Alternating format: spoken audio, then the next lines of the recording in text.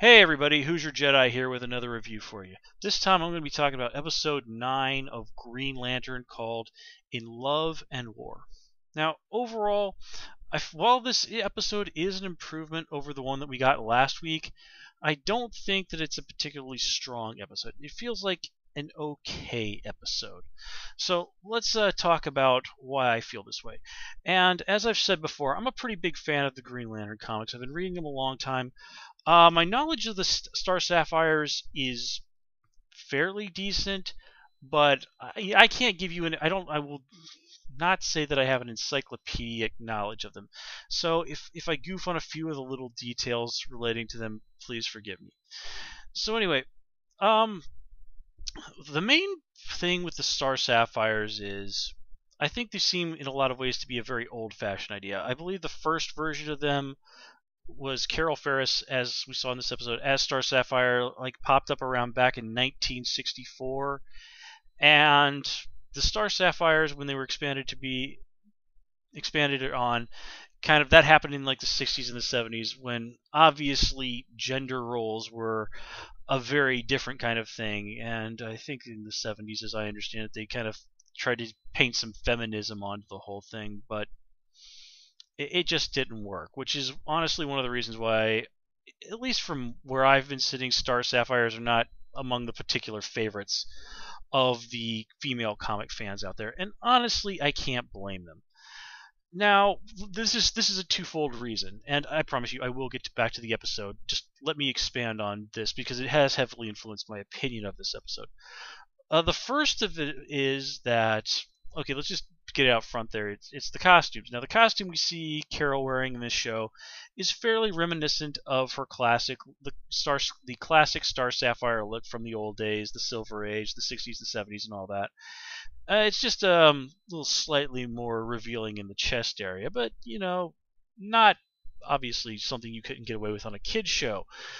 And the modern Star Sapphire costumes, and I'll throw a link up in the description where you can see some of those.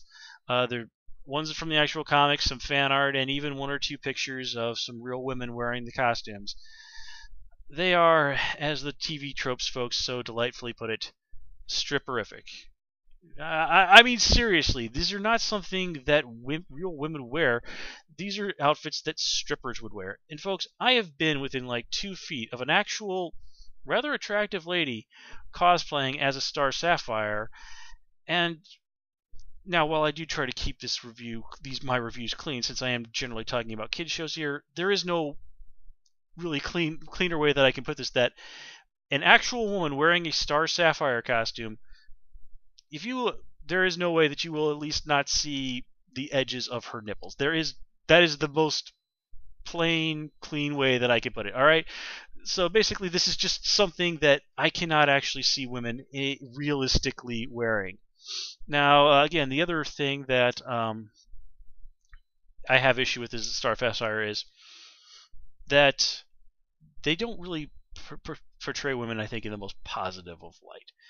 And not to get too political onto this, I don't think that it's just by virtue of them being female, they should automatically be portrayed in a positive light, because there are good and bad women in this world, and there's nothing wrong with having female villains. I mean, heck, I think comics could use more good female villains, to be perfectly honest.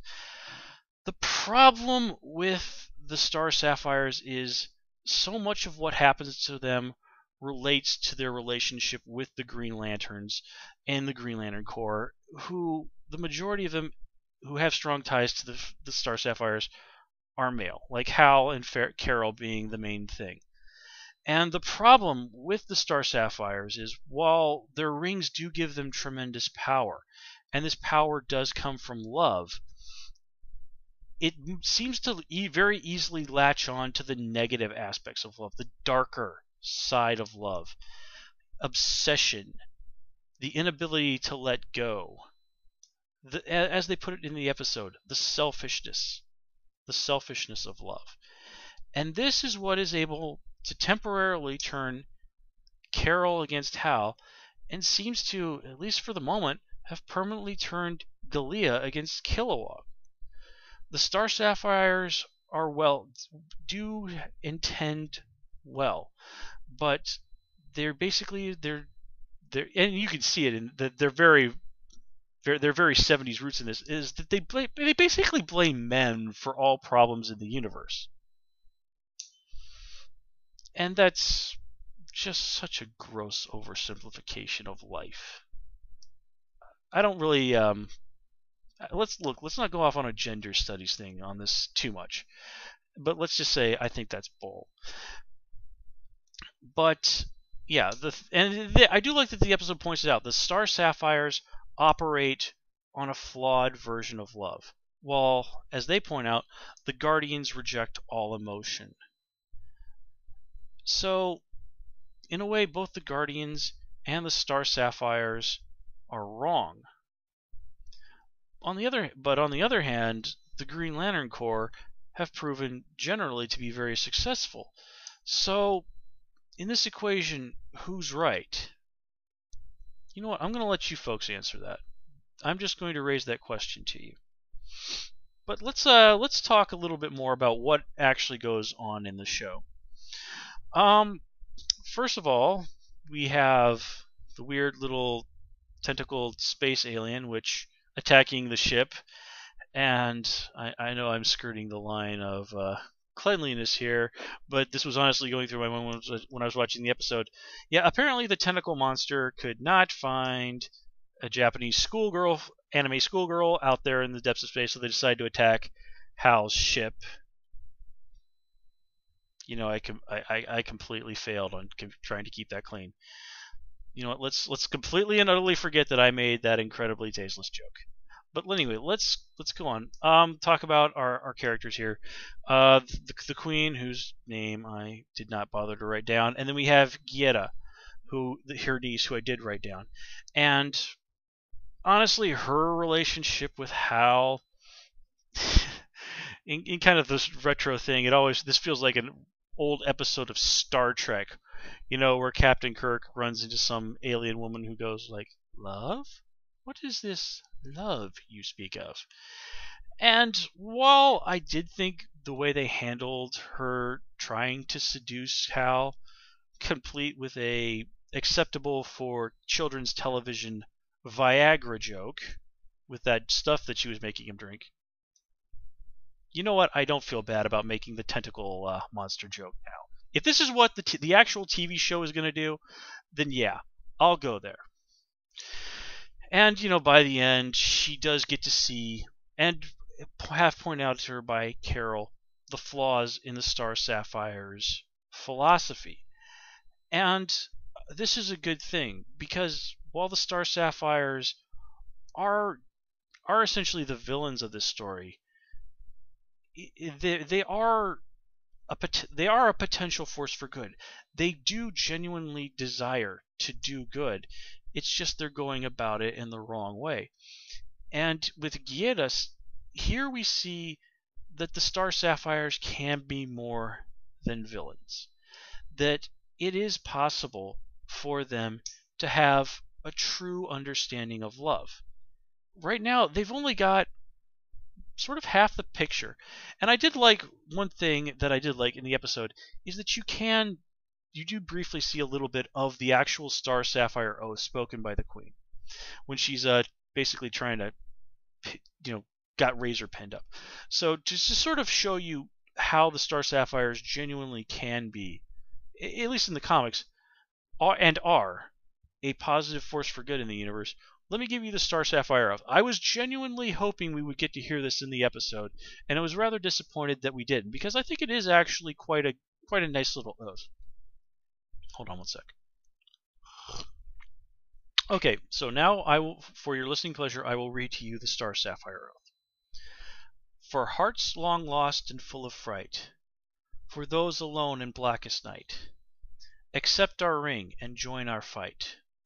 Love conquers all with violet light. Yeah, the Star Sapphires, if you don't understand, represent the violet aspect of the emotional spectrum. And if you don't know the comics, you have seen this, and this has something I have been brought up before. The Red Lanterns represent rage, the Green Lanterns represent will, the Star Sapphires represent violet and love. Red, orange, yellow, green, blue, indigo, violet. Roy G. Biv, the colors of the rainbow, the emotional spectrum. And we're going to, of course, be seeing more of this as the series goes on. I have read a little bit about what they are going to have us down the line, and I know for sure we're definitely going to be seeing more of this, and it's something I'm really looking forward to. And not to spoil it for anybody who's not into the comics or anything, I gotta tell you, folks, I so hope this show lasts long enough to do the Black Lanterns. I absolutely love the Black Lanterns; they are so awesome. But anyway, let's talk about a few other things. One thing that I did enjoy was a very obvious shout out to the Green Lantern movie where Carol goes, "I can't believe that mask fooled me for so long." And tiny spoiler, of course, in the Green Lantern movie, Carol sees through the mask immediately. Is like, how did you actually think that was going to fool me for a second? So I will give the show credit for throwing that one good joke out there. One thing I must, however, condemn the show for is in the year 2012 making a talk to the hand joke. Look, folks, writers of Green Lantern, in case you have not gotten the memo, the heyday of Ricky Lake is over. We just need to dispose of that particular irritating catchphrase from our popular lexicon, all right? It had its day, just like "it's my happening, baby, and it freaks me out," and shagadelic, and all those other Austin Powers catchphrases that everyone got sick of in about 2 weeks after the movies came out. Yeah. Anyway, let's move on to a slight positive. We do get a little bit of stuff going on with Razor and Aya this week, and of course the big thing is that Aya obviously based her physical appearance on Razor's dead lover, Ilana. And I like that it's a very subtle thing, and I can honestly see Razor, what with his emotional and personal problems going on, it not quite dawning on him, even as much as he's been around Aya. And I do like that they did go there on this, because out of everybody on the ship, it's Aya who's the only one that Razor seems to have formed any really solid bond with. He does seem to care about Aya. I mean, he even abandoned killing Atrocitus in order to help save her. And, yeah, I mean, he had to save Hal and Kilowog and himself, of course, but you could tell it was Aya and the thought of her death that really got to Razor. But here, Aya, in all innocence, by using the image of his dead love in a way like that she has, Razor feels violated. He feels as if she's ripped open his old wounds, which quite clearly have not healed. But we'll see some more of that as the season goes on.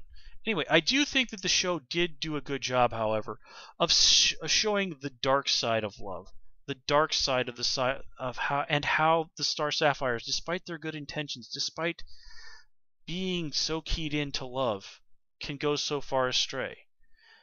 Because just like in real life, love can turn to obsession, to hate, to so many terrible things.